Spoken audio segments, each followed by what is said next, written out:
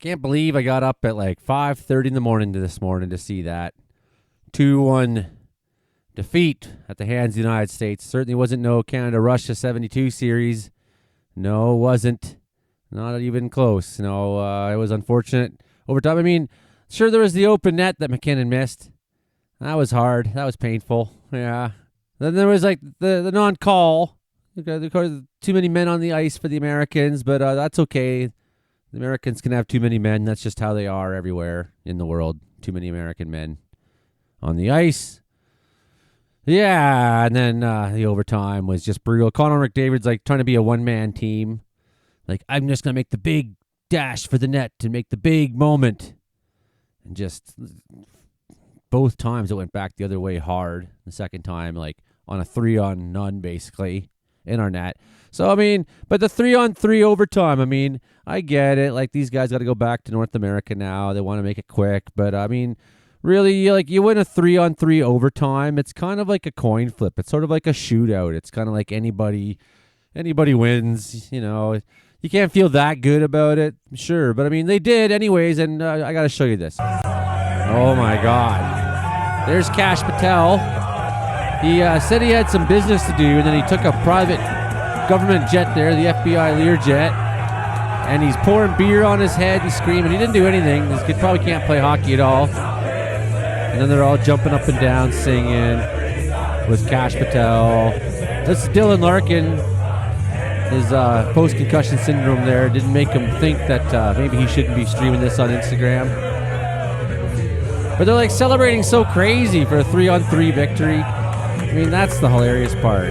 For lying and using a government jet for his own private use. There he is pouring beer some more. Just one more time there. Pouring it over his head, throwing it everywhere. Yeah, Kash Patel. Woo! They put a medal on him even. Give them their medal. Fuck these guys. Like, Kash Patel didn't do anything. He didn't do anything except waste, like, 100,000 government taxpayer dollars, wasting people's money to go over there and pour beer on his head, shout. He said he had some important business to do in Italy with some associates, and then he shows up at the hockey game there, pouring beer on his fucking head, as if he scored the game-winning goal there himself there, as if he was the captain of the team. Like, what did you do, man? You didn't do anything. You just strolled on in there like you own the damn place. And then, of course, they're all such MAGA freaks. They're like, right on, Kash Patel. Woo! Patel's trip to Milan, Italy, coincided with a number of high-profile security events over the weekend. Yeah, law enforcement officers shot dead an armed man at Mar-a-Lago there, Trump's residence in Florida. Pretty big. That's something the FBI should be kind of involved in. But no, he's over there after a hard week of going on podcasts. He's over there pouring beer on his head. At the same time, Trump's weighing in on starting a war with Iran. And then El Mencho was killed in Mexico in a military raid. And there's all hell breaking loose down there. That's another whole story. We got like friends who are down there in Mexico right now. We're concerned about. Different story, though. And then Patel writes this there, for the concerned media, yes, I love America. Was extremely humble when my friends, the newly minted gold medal winners on Team USA, invited me into the locker room to celebrate the historic moment with the boys, Patel posted. Greatest country on earth, greatest sport on earth. No, boy. So he's under scrutiny because he used the government department jet, Justice Department jet. Spokesperson Ben Williamson later defended the use of the plane. No, it's not a personal trip. Director Patel is on a trip that was planned months ago.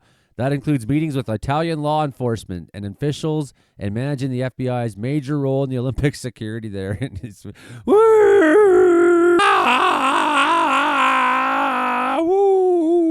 USA! USA! Congressional Democrats launched a probe into Patel's use of government resources for personal reasons.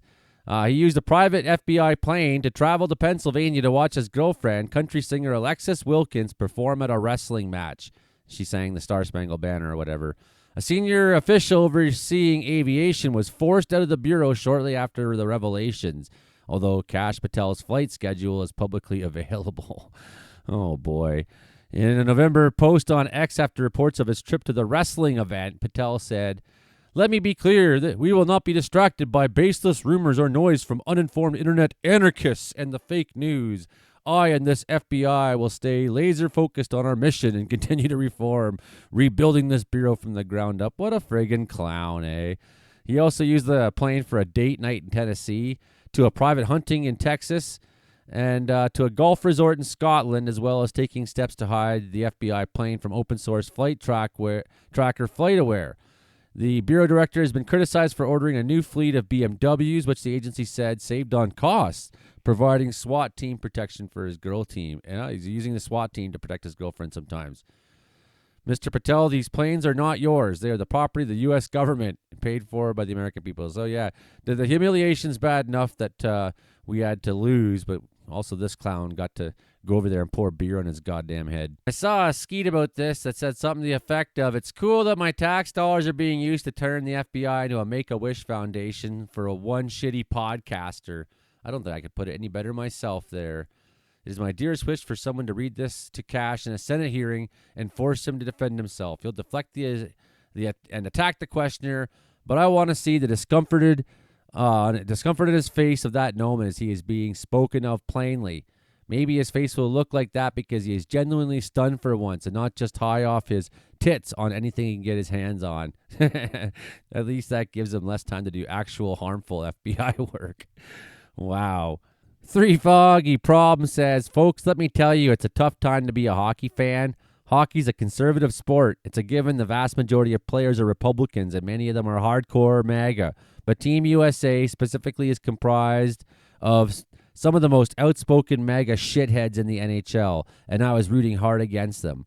What's been really tough for me is seeing all the so-called progressive hockey fans who are able to set aside their principles and root for a team of MAGA bootlickers. So for the Americans who are cheering for Team USA, who will undoubtedly attend the White House and let Trump soak in the glory. Right. I still get whiplash from Matthew Tkachuk and how he's very open about not wanting homophobia in the sport, and it's for everyone, but he's also MAGA. He's also on Trump's anti-trans sports council. The fact is that a lot of conservatives are fine with gay people because they've already lost that battle, and now their vitriol is directed at the trans community. And as a progressive, I'm rooting for the idea that the U.S. won gold for the first time in 4 decades. I'm not rooting for the players themselves, just the concept of USA hockey. That's the other thing. They're like cheering so loud, yay, we're the best. And it's been 4 decades since they won a medal. Like, fuck, there you go. You finally get one. I grew up a Ducks fan, says JD Challenger, and I got to say that living in this cultural moment has really taken the joy out of hockey for me. Wow. What possible FBI business would the FBI have outside of America?